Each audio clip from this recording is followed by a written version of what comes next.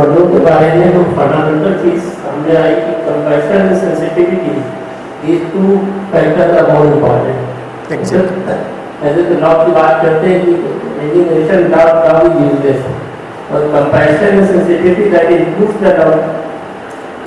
बिल्कुल, देखिए कंपैशन और सेंसिटिविटी की बात मैं इसलिए ज़्यादा करता हूँ, लव की बात तो मैंने धीरे धीरे बंद ही कर दी है करनी, क्योंकि ये हायर वर्च्यूज हैं। कंपैशन का मतलब आप कुछ और दूर तक देख पाने में सक्षम हैं और दूसरे का ख्याल कर पाने में सक्षम है।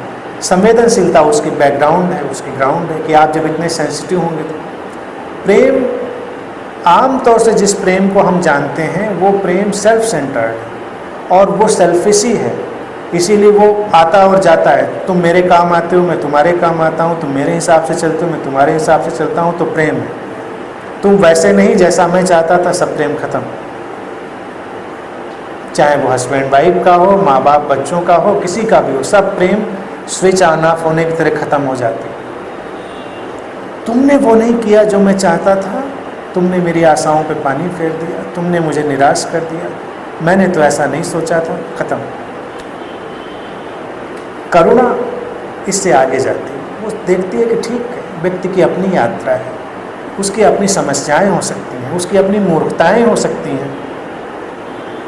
करुणा बड़े अलग दृष्टि से देखती है कि व्यक्ति को विकसित होने का अवसर मिले, गलती कर रहा है तो उसको गलती करने का अवसर भी मिले, नादानी करने का अवसर भी मिले, ये करुणा ही देती।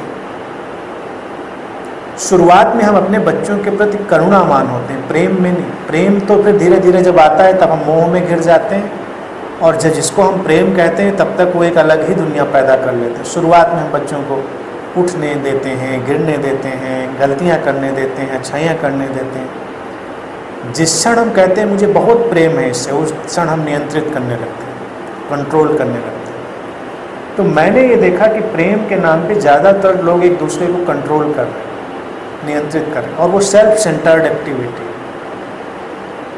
करुणा एक स्पिरिचुअल क्वालिटी है।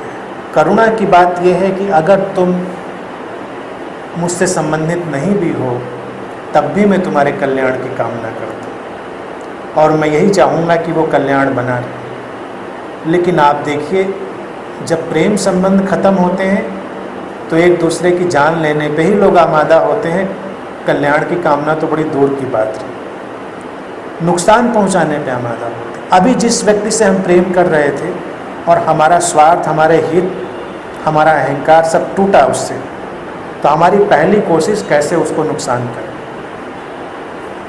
आमतौर से। इसीलिए अब जिस प्रेम की गुरु लोग बात करते हैं, सदगुरु लोग बात करते हैं, वो करुणा की कैटेगरी में ही जाके पड़ता है।